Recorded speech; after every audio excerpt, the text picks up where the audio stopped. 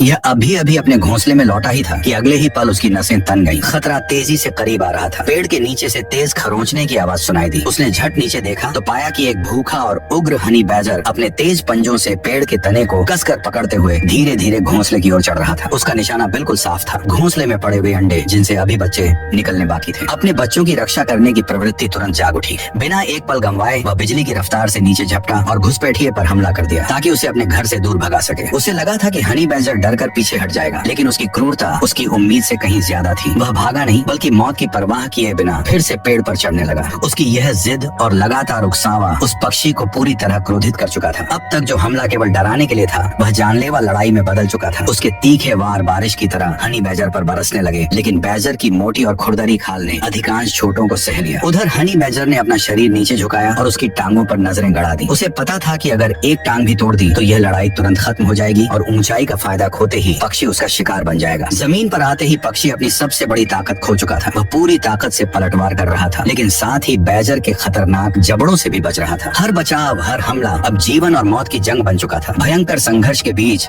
Honey badger को एक मौका मिला। वह अचानक उछला और उसने पक्षी की पूंछ को अपने जबड़ों में जकड़ लिया। असहनीय दर्द से पक्षी बेकाबू हो गया। वह बैजर को घसीटते हुए घास पर पागलों की तरह दौड़ा और बड़ी मुश्किल से खुद को छुड़ा पाया, लेकिन भूख से पागल हो चुका हनी बैजर अब दर्द की परवाह नहीं कर रहा था। चोटें सहते हुए भी वह लगातार आगे बढ़ता रहा, अगले घातक वार के मौके की तलाश में। धीरे धीरे पक्षी की ताकत जवाब देने लगी। शक्ति का संतुलन पूरी तरह बैजर की ओर झुक गया। उसके पंख बेतरतीब फड़फड़ाने लगे, शरीर लड़खड़ाने लगा और आखिरकार धूल के गुब्बार के बीच हनी बैजर ने उसे जमीन पर पटक दिया। आखिरी ताकत लगाकर भी वह खुद को संभाल नहीं पाया। अब हनी बैजर केवल अंडे चुराने नहीं आया था, वह अपने प्रतिद्वंद्वी की प्रतिरोध क्षमता पूरी तरह खत्म करना चाहता था। आखिर में उसने उसके पंजों को अपने जबड़ों में जकड़ लिया। एक जोरदार झटके के साथ पक्षी जमीन पर गिर पड़ा। उसके नाजुक पंखों की हड्डियां टूट गईं और वह पूरी तरह लड़ने की ताकत खो बैठा। अब वह केवल बेबस होकर जमीन पर पड़ा था। शिकार पर जीत हासिल करने के बाद हनी बैजर बिना रुके फिर पेड़ पर चढ़ गया। ठंडे अंडों के खोल उसके मुंह में टूटने लगे, गाढ़ा अंडे का द्रव उसके होंठों से बहने लगा और वह पक्षी बस बेबसी से यह सब देखता रह गया। आखिरी ताकत लगाने पर भी वह उठ नहीं सका। उसकी आंखों में केवल निराशा थी। यही है प्रकृति का सबसे कठोर सच, यहाँ न दया है न चमत्कार। जंगल का नियम सिर्फ एक है, जीवित रहने के लिए संघर्ष।